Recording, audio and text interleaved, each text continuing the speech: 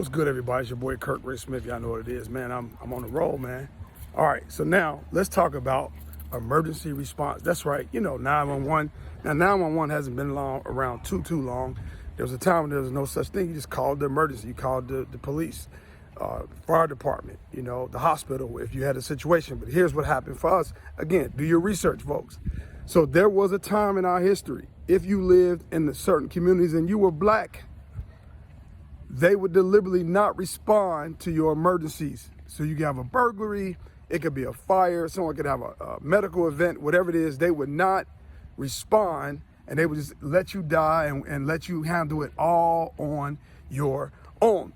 Because, again, there was this old belief, and it was a real belief, legislated and everything, that if you ignore black people's problems and you just let us die, after a few generations, we'll be extinct.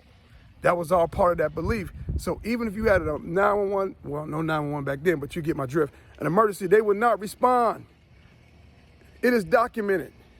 You could talk to former firefighters, and they would tell you they were told not to respond to fires in certain communities where black people lived. And just to sort of tie a little bit around the housing and connect that, you guys are familiar with red line communities, yellow and green.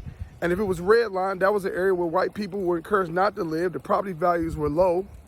They wouldn't provide insurance or bank loans for you to buy houses or government-backed loans, for that matter, to buy property in these red line communities because they were considered dangerous and of low value.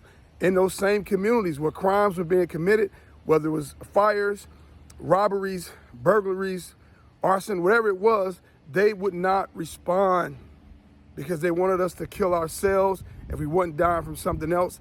They said, leave them on their own because we did not matter.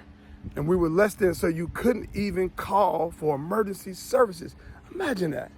You call 911, you tell them where you are, and they say they're not coming because of your geographic location and the color of your skin. So guys, do your research.